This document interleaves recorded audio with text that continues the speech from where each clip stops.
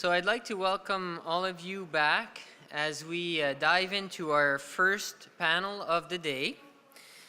The panel is entitled From Machinery to Mobility. And our first moderator this morning is going to be Ed McGinley. Ed is the CIO of Tech Impact, which is a group of technology business leaders who have embraced technology and what it can bring to our economy, our education system, our governments, and to our province's future prosperity. Tech Impact recognizes the economic and the social implications of our increasingly digital world. And their mission is to help our region embrace IT, literacy, and innovation as a cornerstone of our future prosperity. And on that, I'll let Ed take over as I am going to switch hats and become part of the panel. Thank you. Come on over and sit down. So can people hear me now? Great. So thanks, Christian. I would like this morning to introduce our panelists and some of the game rules. To my left, my other left, is Dr. Jeff Roy. Jeff is a professor at the School of Public Administration at Dalhousie University and author of the book From Machinery to Mobility, Government and Democracy in a Participative Age. I practiced that a lot last night. Jeff is widely recognized as an observer, writer, and respected expert on the impacts of digital technologies on government and democracy. He has worked with the United Nations, the OECD, multinational corporations, and all levels of government in Canada. And he's a feature columnist in Canadian Government Executive. In his book, Jeff explores the reconfiguration of democratic and managerial governance with democratic societies due to the advent of technological mobility. Now there's a mouthful. Dr. Roy states a case that the Westminster stylized model of parliamentary democratic governance is out of step with today's digitally and socially networked world. The resulting context for public sector governance brings both promise and peril, with profound consequences for public servants, elected officials, and citizens alike. A more informed, educated, and connected citizenry creates new pressures and opportunities for public engagement, particularly online. So Jeff, I can't wait to listen to your presentation. And Dr. Christian Couturier is the CIO of the Government of New Brunswick. The Office of the CIO leads, enables, and oversees the information management and information communication technology investments for the enterprise. Collaboratively with all SMB stakeholders, Christian's office plans for solutions and ensures that those solutions deliver value for our citizens. And Jeff Flood, to my immediate right, is the founder and president of T4G. He has provided the leadership vision and strategic direction for T4G since its inception. He retains overall responsibility for strategy while ensuring that the individual business groups within T4G achieve their objectives. His experience and thought leadership are coupled with a robust knowledge of corporate finance, investment strategy. Jeff is a past chair of the New Brunswick IT Council, which is now Tech Impact, our group, and he's an extremely active member and advocate of our current mission. So we have with us the three legs of the stool: academia, government, and the private sector, and we have all of our citizens here. So here's how we're going to proceed. Here are the ground rules. So Dr. Roy has a 20-minute presentation he wants to share with us. Jeff and Christian will each have 10 minutes each to give you their thoughts. And I have one question delivered from much of us in the audience here, questions for them that will help generate some more discussion within the panel and with the audience. So Lorna has the stopwatch and will keep us on track today. So our first speaker, Dr. Roy, podium's yours.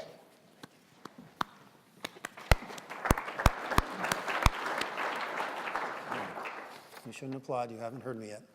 But thank you very much to the organizers for allowing me to be with you here today.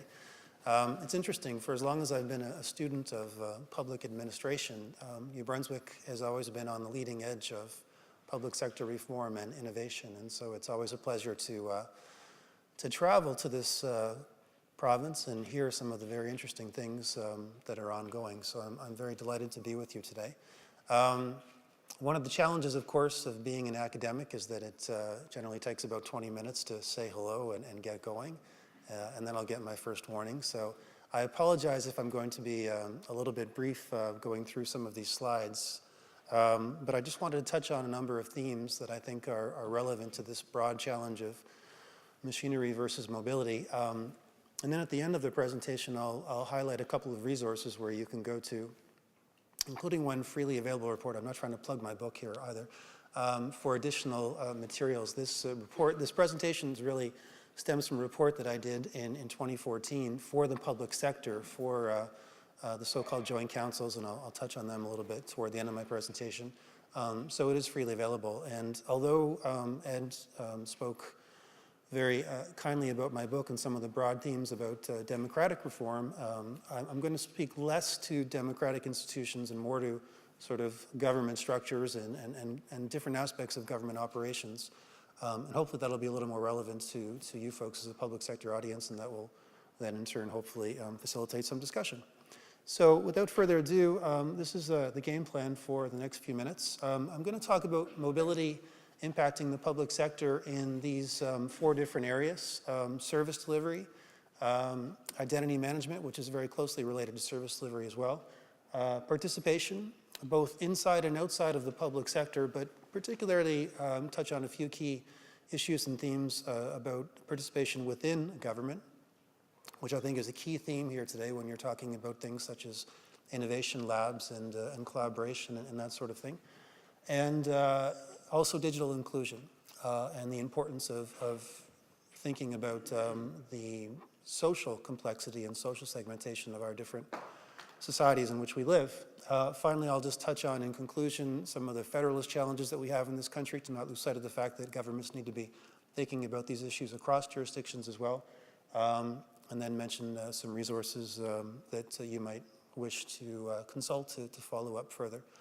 But just first of all, to introduce the concept of mobility and what I mean by this term, I'll just give you a few little snippets of how mobility is becoming more important in the world today. And I'm not going to walk you through each of these points, but there's certainly a lot of evidence to underscore the fact that mobility is becoming the key prism through which to think about digital technologies and the internet. More people today are already accessing the internet through mobile devices and wireless connectivity than through traditional PC-based computers. Mobile devices are becoming the first screen of choice for more and more individuals across society, particularly in the so-called millennial generation, those people roughly in their 20s, give and take. And mobility is being increasingly recognized as a key organizational and technological challenge for all governments. And of course, there are a multitude of apps ranging from banking to games to government services, and of course the Weather Channel. And a lot of people have already commented on the weather yesterday and today, so don't need to mention the importance of the Weather Channel as an app for folks in this country. But mobility can also be sort of situated as one dimension of a broader transformation. This is a diagram from Gardner Consulting, which talks about digital transformation through 4 interrelated dimensions: mobile, social, information, and the cloud. And I think it's really important to underscore that all of these are very much interrelated in different ways. For example, as social media platforms grow, more and more people access Facebook and Twitter, of course, through mobile devices, as opposed to traditional computers. Information and this growing trend toward open data, which is something that we've been hearing a lot about today, is closely tied to mobile devices. Governments have had apt competitions, for example, to spur innovation, spur innovative usage of open data. So this, I think, is kind of an illustration of when we talk about Gov 2.0, which some people like, some people don't. It's a bit of a jargon term.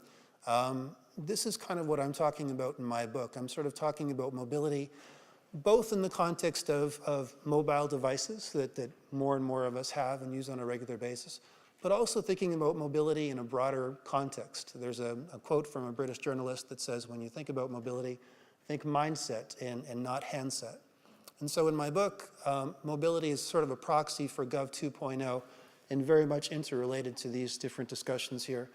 The government of Singapore is widely recognized as a leader in many aspects of digital government, and I think that this is a diagram that just sort of further illustrates the relationship between mobility, participation, and Gov 2.0, the need to talk about co-creation of value with citizens. I know this was a big part of the discussions yesterday. The need for citizen engagement, the need for constant activity. And certainly more and more governments around the world are looking at the interplay between the 4 dimensions on the previous slide and how to articulate a vision of what Gov 2.0 looks like. And mobility is certainly central to thinking about the challenges that are presented on this slide. That being said, mobility is a struggle. Lots of surveys. This is just one survey that shows that in organizations in both the industry and government, people recognize that this is a relatively new platform. There are a lot of questions that are being raised in terms of how best to leverage mobility, and a lot of organizations simply feel they're not doing it very well.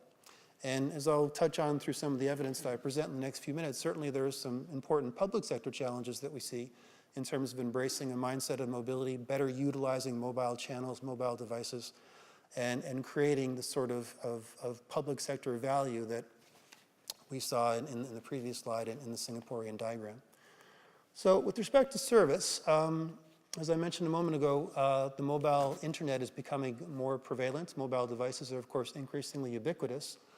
And so when we look across at jurisdictions around the world, particularly in the OECD countries, a number of findings stand out.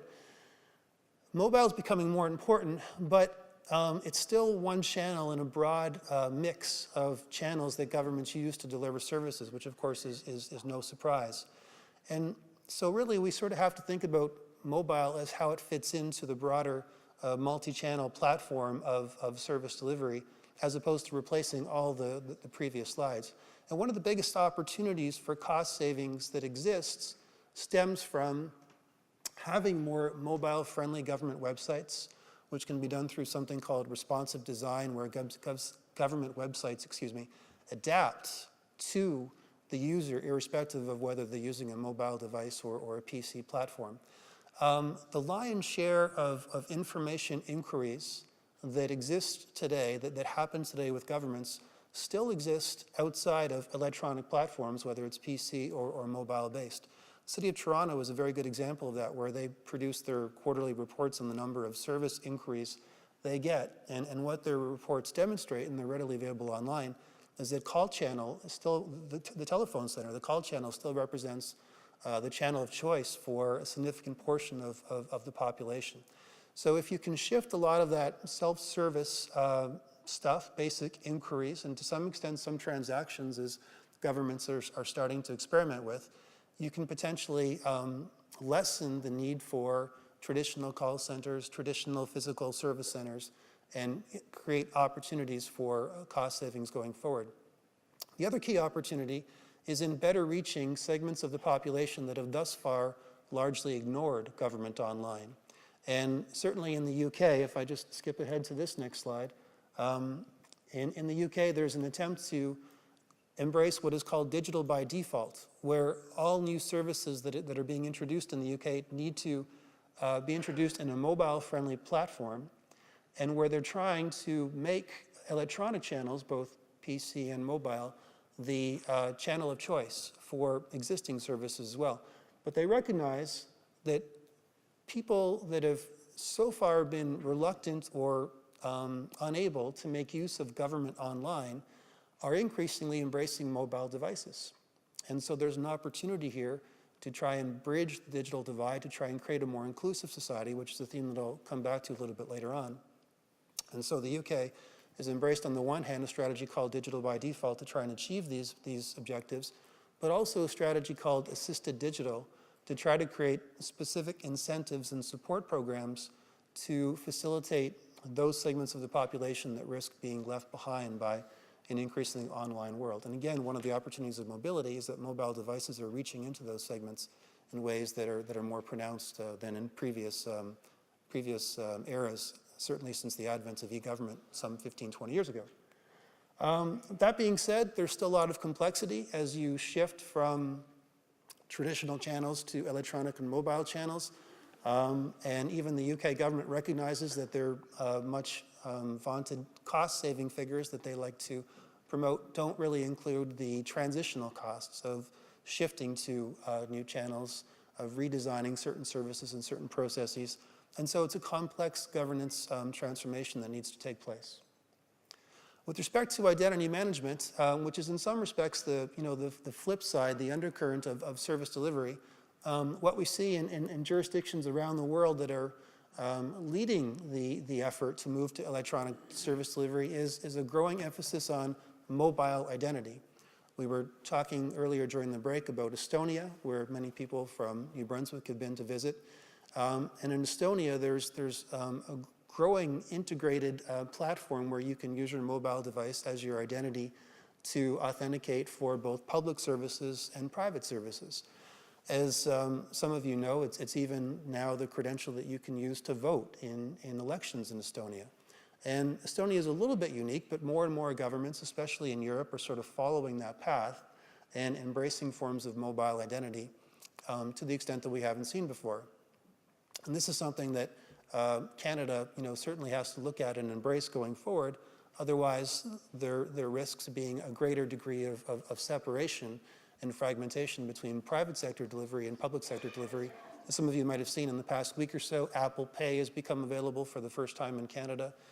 So there are growing mobile payment platforms that exist in Canada. But so far, identity management has been a bit of a tough nut to crack, in part because of the fragmented nature of identity management across federal identifiers, provincial governments that tend to house the registries for birth certificates and driver's licenses and that sort of thing. And integrating those different identifiers is a very key challenge.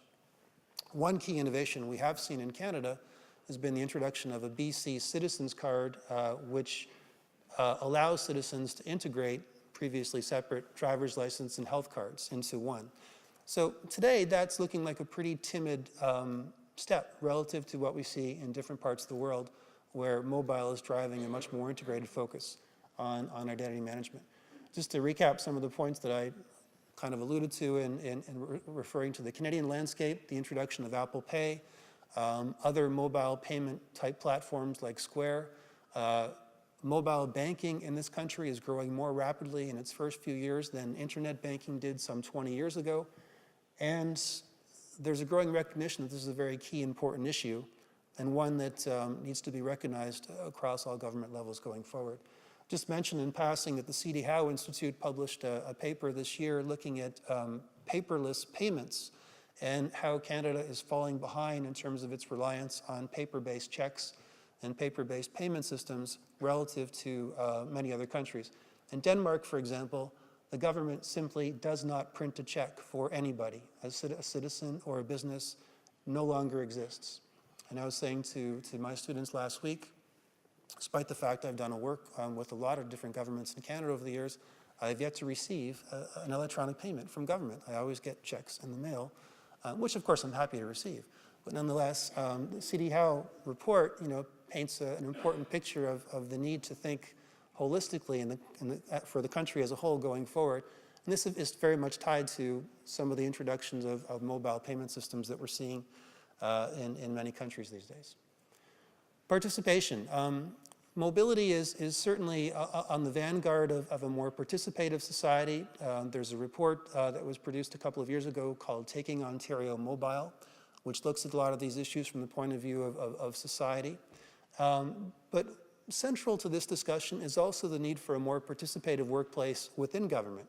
And so one of the challenges is how do you create not only open government externally, which we're seeing many jurisdictions participate with, but how do you also facilitate that sort of participation internally within the public sector and achieve what two American academics term to be a culture of ubiquitous engagement, where in this report, which is available online, they talk about how mobile is a platform that can create a more outward-facing public service, a more engaged public service, and really cultivate the culture of openness that we're talking about through the sorts of discussions that we're having yesterday and today. That being said, there are tensions between the traditional workplace. This is where the sort of machinery, traditional notion of hierarchy and bureaucracy come into play, and this idea of mobility as a prism for participation and openness. And there are tensions even in different organizations, public and private. Some of you may have heard in the media last year that when Marissa Mayer first took over Yahoo a couple of years ago now, she ended all teleworking arrangements in that company because her view was that to be innovative, people needed to work together within the workspace. Sheryl Sandberg at Facebook has a very different view. She talks about the need for flexible work styles, the need for accommodating differences, and for really trying to break down what she calls the busy bastard culture of government, where people feel the need to be in the office, seen to be busy, because that's kind of the culture of what government demands of them. So how do you create more flexibility and allow people to define their own balance? This is a report just released by an organization called Citrix out of the US. There was an article in the Globe and Mail 2 weeks ago which talks about the so-called Workplace 2.0. It's a great report that looks at a lot of technology trends going forward, but the impacts of mobility on the traditional office is something that they talk about at length. And the Globe and Mail article written by a Citrix individual and executive basically makes the point that going forward, especially with the millennial generation coming out of university, really personifying the mobile generation in terms of how they work and how they collaborate and how flexible they are, governments really need to be thinking differently about offices and work structures going forward to adapt to this mobile environment. Finally, I just want to acknowledge that well, a lot of us in this room are sort of well-versed in terms of how technology is changing our lives. As was suggested and underscored by the UK Digital by Default effort, society is still very complex in terms of its segmentation. And there are individuals and groups of individuals that simply do not use the internet or cannot use the internet for reasons of affordability or for reasons of disabilities or what have you. And so thinking about innovative ways to better create inclusion is also fundamental to this notion of mobility and where government is going forward. It's not simply going to happen naturally and organically where all citizens are going to want to or be able to be fully engaged and involved in this online mobile space. So this one report, which was produced by IBM, talks about how governments can think about tapping into individuals and creativity and peer-to-peer networking, for example, and be less top-down and less bureaucratic in their delivery of government services and more engaging of individuals that have traditionally been viewed as in a much more kind of linear, one-way sort of direction. And this is something that many governments, I think, are working on today. Certainly the government of Nova Scotia is currently embarking on a digital transformation of social services in that province, which is trying to think about some of these questions in a strategic way. So the issue of inclusion needs to be front and center when you're thinking about mobility and where government goes in the future. And just to wrap up, just to acknowledge the fact that, well, this is incredibly important to be talking about what New Brunswick is doing or what Nova Scotia or Ontario or other jurisdictions are doing. We also need to be thinking about the country as a whole. And I've been impressed, for the past 15 or so years since I've been studying digital government, especially the past few years, I would say, by the work of the joint councils in this country. Largely informal bodies, some of you might know of them, the Public Sector Service Delivery Council, the Public Sector CIO Council. Christian would serve obviously on the CIO Council. And the work that they've done sort of under the radar screen, they're also unique in that they have federal, provincial, and municipal representation, which is fairly unique in this country, has been very important to facilitating awareness and cooperation across jurisdictions. But we're now at the stage where something more is needed. We need to have some political impetus for thinking about some of these issues, whether it's the ones on the screen or others, in a more holistic way. And so I raised the question in my slide, since Mr. Trudeau has appointed himself Minister of Intergovernmental Relations, since the First Ministers are talking for the first time, we can perhaps be hopeful that in the future we'll see some kind of national mechanism be struck to think about technology planning, to think about mobile and other sorts of issues in a holistic way for the public sector as a whole. So the technology treadmill is only quickening. These sorts of challenges are only becoming more important for governments. I just wanted to mention once again that the report from which I drew most of the material on these slides was produced 2 years ago for the Institute for Citizen-Centered Service Delivery, or I think I got that slightly wrong, but ICCS is the acronym, Institute for Citizen-Centered Service. And so the report is available online. And with respect to my book, I will also just mention in passing that if you have a university address, if there are any students in the room, or you have university email, even if you're an employee, I'm able, under our copyright agreement with the publisher and universities, to send you a copy of my book for free. So all you have to do is send me an email. I'd be happy to share you a copy for free. If you don't have a university address, unfortunately, I cannot do that. But hopefully this material and other reports that I highlighted through the deck will be useful to you in sort of guiding your efforts, as important as they are, going forward. So that's it. I look forward to our conversation, and thank you once again for the opportunity to be here today. Okay.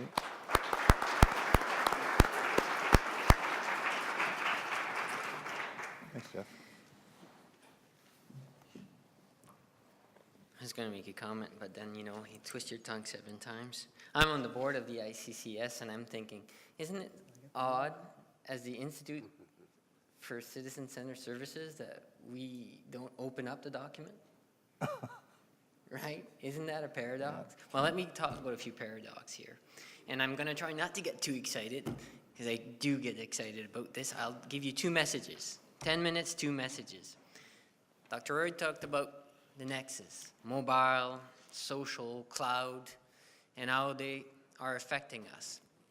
It's actually how they've been affecting us, because what's about to hit us is much more than that. It's the Internet of Things, and it's the smart machines, and it's leading us to automation. Yesterday's changes are paling in comparison to what's coming. When we're talking about the nexus of forces, we're talking about what happened to us yesterday and reacting to it, which is what government is good at doing, because we react to where the public psyche is at. What I want to talk to you about is that that's behind us. What's coming ahead of us is much, much more troubling. So first message is yesterday's change will pale in comparison to those coming. The second one is that we need to get the governance right. And for that to happen, we have to have digital courage, which will require much more than a calculation of return on investment. And I'll talk to you about that. So the first area, I will submit to you that every industry line is blurring today. If you're in business and you don't get that you do not have a sector anymore, but you're spilling over, and those sectors other than yours are spilling it over to yours, you don't get it. You don't get it. Look at Ford Motors. Is Ford Motor caring so much now about producing cars? It's actually caring a lot more strategically about giving you transportation by giving you a car as a service. What does that mean? It means that because of the trends of urbanization, people don't really care going forward about owning a car in a big city. They care about getting from point A to point B, getting into a car, getting to point B, dropping the car off. That's a car as a service. They have to rethink the company in terms of staying relevant to the trend that is happening.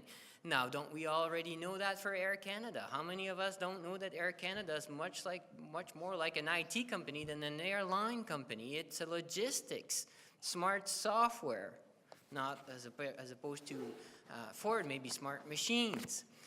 So what's it doing, Air Canada? Well, it connects the consumer to the provider. It's about the experience. It's about getting you somewhere where you want to be in the state that you want to be. Wow, that's a change. And what about Bell? Bell, a phone company? Have you ever seen a phone manufactured by Bell? Bell doesn't produce phones. Bell's a media provider for you to consume the media. These lines are all blurring. GE, have you read about GE? GE appliances, I've got lots in my house. GE's moving away from appliances. GE's moving into a whole new world of Internet of Things where these big engines that they produce have huge amount of sensors on them and are going to create a better world for all of us. They're creating an IT company that will rival with the largest IT companies out there. A company which has little to no IT now becoming a huge IT powerhouse because it knows it needs to harvest the information that is going to be produced out of the things that they've manufactured, because that's their future. Well, I could go on. What makes us think that our governments will not see this transformation?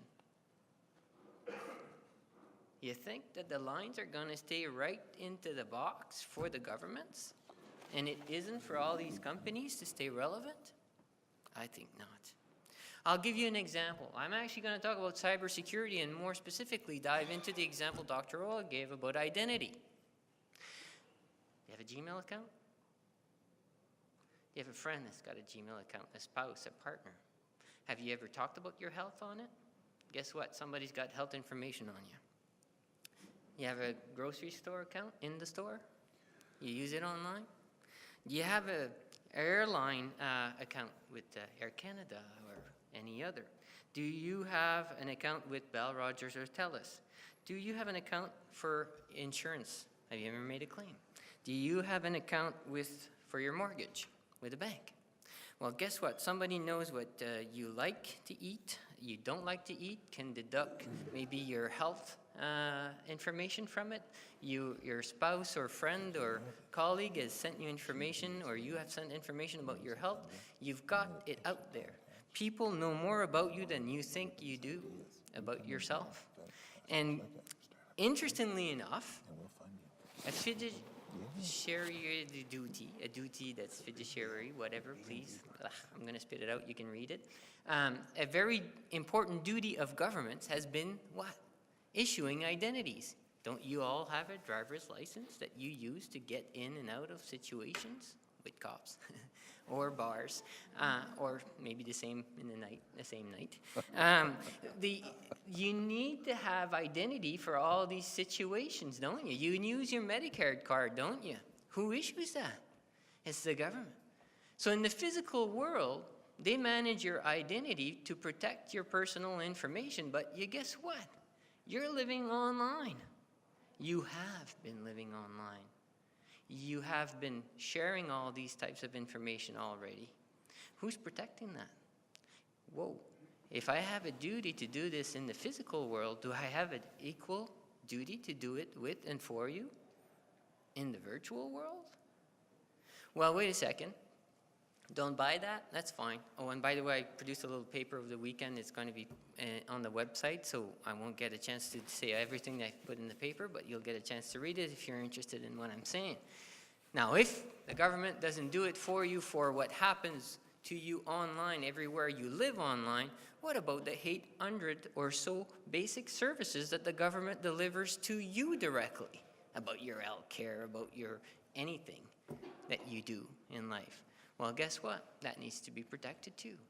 That physical and virtual identities have to be connected. What happens if you don't? Well, if you ignore your core competencies in this world, your relevancy goes away. Because guess what? Somebody else is moving into the space, whether it's Google or anybody else, or an agglomeration of them not even working together at this time to provide you that service that you're relying upon government to give you, which they only do for a portion of where you live and work and play, which is in the physical world where you're spending that much time in the virtual world. Stay relevant. First message. I could go on. Man, I'd like to go on. Second message I told you I was going to talk about was going to be the digital courage, and it requires more than a return on investment calculation. What does that mean? It means that vision has to trump the return on investment. It means that you have to learn to harvest the value of the transformative change that you are embarking on. You know, it's no secret, whether you're in a board or whether you're in a government, You make this big fuss about a business case. We talked about strategies this morning that fail. Well, they fail not because they're bad strategies necessarily. Maybe they've been limited in scope and in vision, but they fail because once you've presented them, they sort of go away until 5 years later, and then people ask, what the heck did you do with this? See, we don't harvest the value out of the strategies that we put forward, even when they are our best strategies. We have to have the courage of those visions, and those visions don't necessarily amount to a return on investment number. They amount to a value that you're trying to bring in order to stay relevant. That's the vision that has to be bought in from the top down. And then you have to move from this typical efficiency, stuck in the mud type of thing. 1 minute. Stuck in the mud efficiency. Let's try to squeeze the most that we can out of every process. Well, guess what? People expect you not only to squeeze more and be efficient, they expect more from you. They expect government to do open data. They expect government to have the new identity. How are they going to do that when they're trying to avoid a fiscal cliff? How are they going to do that when, we are nearly broke? How do you make those decisions? Not based on an ROI and not based on the fact that you've got some free money to invest. You will do that by actually changing the way you use the tools that I discuss in the paper, because I don't have the time to discuss them here today. And you will have value engineers right after you've presented the idea, right through to harvesting it all the way to through implementation and operations. So you build the value trees that's going to be very specific to your business. You think GE decided to let go of GE appliances on an ROI? No, they did on a vision to stay relevant to their shareholders. Governments need to stay relevant to their stakeholders and citizens. Listen, ask the taxi drivers, ask the hotel operators. Few lines of code. Uber, Airbnb, change the whole industry. Why would government be protected? If you're interested in reading more about it, please look at the website, and I'll have my paper in there to try and stimulate the good talk. Thank you. Thanks, Christian. Good job.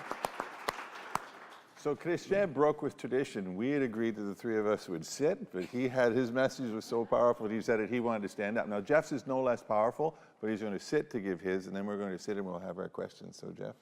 Well, I think everybody needs to sit for this, Ed. Yeah. Listen. We'll see. The role of government today is to create new and better services for citizens, by and for citizens. Create the platform and the environment for new and better services by and for citizens. We're talking about a sea change, and we need to address it urgently. I'm a businessman. I run a technology company. I'm not an economist. I'm not a social scientist, but I do deal in change. I do deal with new technology. I deal with it all every day, and Christiane alluded to it in an industry that's characterized by hyperbole. You can't use enough hyperbole to describe the change that is upon us. It's not coming, it's upon us, and the pace is quickening. In the last half of the 20th century, modern economies found a way to organize to allow for innovation and entrepreneurialism to grow and thrive, and it did very well. But the change in the next economy, today, in the 21st century, the economy we're in today, some people call it the on-demand economy, is even more dramatic. And we need to be ready for this in so many different ways. And we need to be ready for this in New Brunswick because we have to compete in a world that is moving quickly ahead of us. Participation in the economy is the biggest single opportunity and impediment to growth. And it was funny, there was an article in the Wall Street Journal this morning about China running out of workers. Imagine such a thing. And I heard a statistic last week where the opportunity for the global economy, if we raise the participation in the workforce by gender, we could add $28 trillion annually to the economy. So there are some huge things changing, to say nothing of the onslaught of robotics, machine learning. All of these things are changing everything we do every day, all the time, and we need to be ready for this. Some people call it the second machine age, but it will be staggering in its impact on us and our society. Fundamental change needs to occur in the way we do business and in the way we do government. And I can't say enough. A couple of years ago, some of us, Jeff mentioned, went to Estonia. We were thrilled at the opportunity to see how a society has been transformed. Some of us came back and said, as members of the Tech Impact Organization, we need to do something because we're in a unique place here in New Brunswick where the industry and government and the population and level of engagement and the size of the province is such that we can actually do something different. We can move more quickly than the rest of the world, we think. And so at least 5 companies in the tech sector made a commitment to dedicate their top resources, one of their top resources, for a year at least to kickstart this idea, to get the notion of a digital society, which is a recommendation 3 years ago from the Research and Innovation Council, that #1 thing to foster innovation in New Brunswick was to adopt a digital society. We got behind it. We were a little naive. We believed, and we still believe, of course, that this opportunity can occur, but we were a little naive and uninformed about the ability of government to change. And I'll have to tell you that one of the best public servants in this city that I know has said, give us an idea and we can find 10 reasons why we can't do it.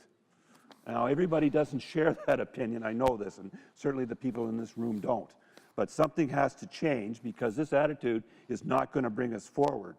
And in fact, it's likely that government, and it's happening today, will be disintermediated from many of the services that citizens require and demand and are getting elsewhere.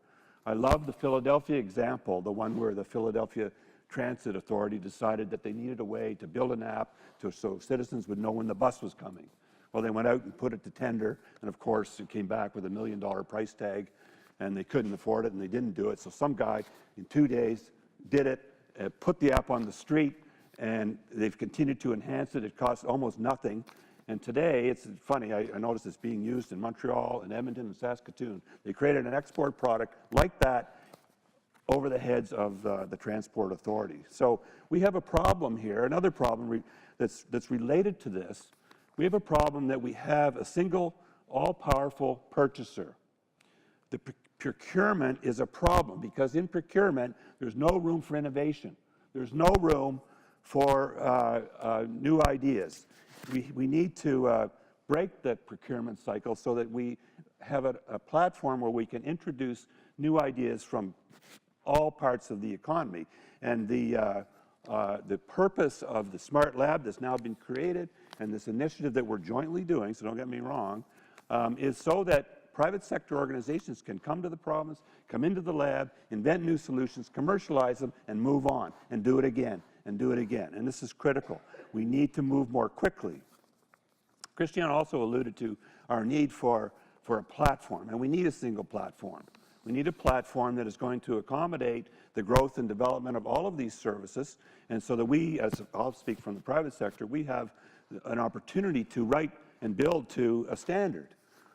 E-identity is as a platform for industry that deals with the identification and authentication of citizens is a huge step up or opportunity for us to build solutions and sell them to the rest of the world. I'm in an export business, and if I had a jurisdiction like the government of New Brunswick that provided me with a leg up, and we all were collectively working to build this opportunity, it gives us huge, significant competitive advantage. So I think that's so important. To make this happen, though, I think we need significant cultural change. I think government needs to change from being a service provider to being a service enabler. And that's what we mean by government as a platform. It's so critical. You can't do everything. You have to let the private sector and others step in and take advantage of the best ideas that are available to us. I love to joke with one of my colleagues who is, I don't think is in the room here from government, is a change leader. We have a music festival every summer on my farm, and I have a file this thick because this year I decided to play it by the rules and ask for a liquor license for a music festival on a 60-acre farm. And I had no less than 5 permits, including one from the Royal District Planning Commission affirming that it was okay to have a party on this farm. I had 3 visits from the fire marshal, and it goes on, including a fire marshal who drove from Fredericton so he could see where the designated smoking and vaping area was on the 60-acre farm property. And it goes on.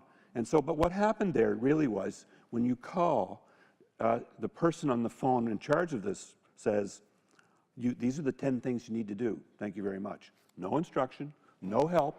What if the mindset changed so that, hello, I'm your customer service representative, and I'm going to help you through this process.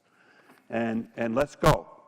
What a change. And if we provide the platform so this kind of thing can happen, and we provide the cultural change so this can happen, we'll be way ahead of the game. There was a great article by, a short article by Bill and Melinda Gates in the Rotman Business Magazine last month. It was about optimism. And he said, you know, some people say that optimism is just false hope. I think, and he said the corollary to that is, well, there's not only false hope, there's false hopelessness. And sometimes we see that where we think that cannot be a significant player in this planet and a leader in the development of digital government.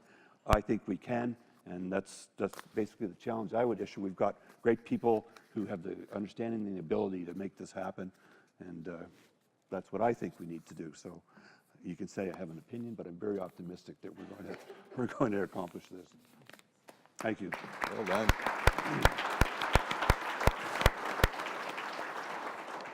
I'm taking all my notes. We're done. I loved what you said earlier, Jeff, about the triangle. I've seen it many times. If you have a triangle and one of the angles is a little out of skew, it means that something is receiving a little too much attention or not enough. And I think that the way you measured your triangle was government, citizens, and value. If I looked at that triangle after listening to all 3 of you speak today, do we think that the triangle is skewed one way or the other? And if it is, how would we adjust it? How would we fix it? At this point, at the beginning of the game, which pieces of that triangle is more important to get this kicked off? Right. Is this on? Can you hear me okay? Is this on? I think that's a great question, and I don't know there's any simplistic answer, but the one thing I would say, and picking up on some of the points that Christian made about why would government be any different in terms of being a protected industry, I think right now most governments are still a little bit too focused on trying to deal with the internal government structure and trying to think about how to come up with a government approach as opposed to focusing more on genuinely novel ways of engaging citizens and creating opportunities where you have that co-creation, as the Singapore diagram sort of alluded to it. When you look at open data strategies, for example, in this country, a number of jurisdictions now have tried apps competitions, which have often been one-off competitions to create apps, and the Philadelphia example is a great example of that. Even if it didn't come directly from an apps competition, it's the sort of thing that we've seen. But just to pick up on that example, the problem that we've had in Halifax, for example, is that one of the apps that won an award from the first apps competition that the city had was actually very similar to the Philadelphia example, meant to focus on transit and real-time scheduling. But there was no follow-up after the apps competition to ensure that the Transportation Authority would be able to make use of that app. And so it's kind of just sort of languished as something that's under development but not yet been embraced. And so I think there's that disconnect between how government has been too often paying lip service to wanting to dabble in some of these innovative experiments. But what I think is important is to be able to demonstrate that there's a genuine link between the sort of participation that government is inviting and how decisions are made and how the outcomes will be affected. And what is that link going to be? And therefore, how will people who are taking their time and investing their time and energy into a particular process, how will they feel that their engagement is actually having an impact on actual decision making, on actual service design, on service improvement going forward, or on policy making, depending on what the case may be. So, right now, I think the government still struggles with risk aversion and being a little bit too insular, and therefore some of the experiments haven't yet gained traction in a way that try and creates a genuine culture for participation, that people feel, I really want to be involved in this, not just on a one-off, but in an ongoing way. I think that leads right into you, Christian. When you said, we need to, it starts from a point of, I've got to have the vision, right? And I have to have that support. So you really can't measure that. If the citizen is looking for how is this getting pushed and how is it being measured, well, where's that vision coming from, and how do you guarantee a return on an investment for something that's so transformative? Make this realization, just looking back and reflecting. Governments have done the right thing by adopting strategy maps and embracing Lean and Six Sigma, but didn't the industry do that a long time ago? Right. Industry now is looking and struggling with how to adopt transformative initiatives, how to value staying relevant and thriving throughout the blurring of those industry lines. And I think that that's where the imbalance is that we're applying past decision-making processes to try and address future potential issues, and those they collide. If we're trying to balance a budget as opposed to staying relevant, don't get me wrong, 90 or more % of what you do has to be focused on the business of the day. But if you're going to transform, you have to put some attention on how and where that you're going to transform to. And some things don't apply in the old ways of making decisions. Otherwise, they get grounded up by the machinery and they disappear and they don't see the light of day. I think that lines up with what Dr. Hassan was talking about this morning. I mean, we can go ahead and we can put all these plans together and they look wonderful, they're brilliant, but what have they done for me lately, right? How do we think about doing this in a different way? And Jeff, can you, so that we can ask the audience for questions? I'm sure that there are questions and I want to hear them. Can you add to that? I mean, your speech was pretty powerful. Well, Christian's right. I mean, we when we talk about the next economy, it's an individual economy. We've built these structures, big government and big companies and organizations, 100 years ago, and we perfected it. But it's changed now. So much more the economy is characterized by single individuals acting as their own agents, and small companies. And simple example of where we're out of sync is, most of us look to our companies to provide benefits. Well, you can't do that anymore if you're self-employed, and more of us are, and more of this generation will be. And we're not ready for this onslaught of demand for citizen services that will come not from companies just, but from all of us. Right. Yeah, we have to spread the load. So listen, I know we're running short on time. There are questions, so if you could come to the mic and pose them to the audience, we'd be more than happy to answer them. Lorna, how much time do we have? We've got 2 minutes. We've got 2 minutes? Right. Run to the mic. Yeah. It's a quiet group. When we're talking about huge transformation, from your perspective, Christian, you're sitting in the office of the OCIO. Do you think that you can drive the transformation there? Do you want to? No, and that is why we, in Dr. Roy's book, I encourage you to read it. He talks a lot about the structures and a lot about the fact that they were built so long ago, and they're meant to react they're meant to react to what the politicians hear in their writings and bring back, and what we're talking about is proactiveness.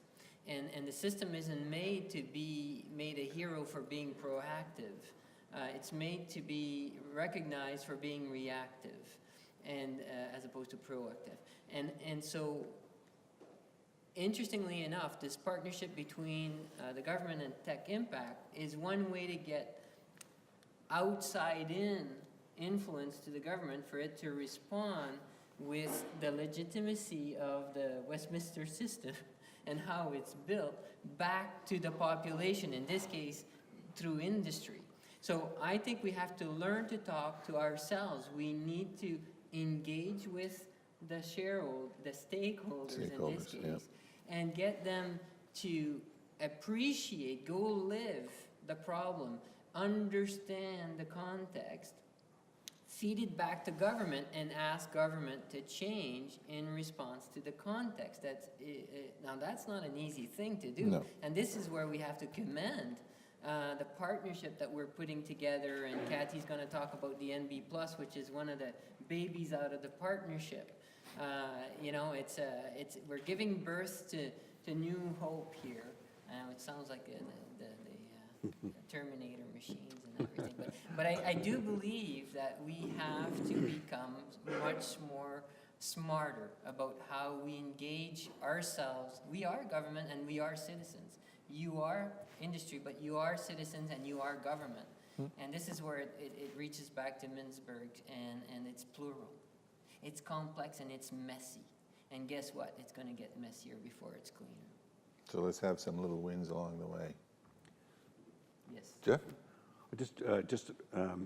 Jeff's slide, one of his slides, referred to Singapore and how leadership was an important ingredient in what happened there. And I think that, Ed, you had asked me the question, one of the questions you're going to ask me was, yeah. you know, how would you like to see things 2 years from now? And it would be really great if these initiatives that are going on today and the political leadership and all the rest got together, coalesced in some way, and made a statement about where we're going, and we actually all get on the same program. That would be. So what would that look like for you in 2 years? I want 2 minutes.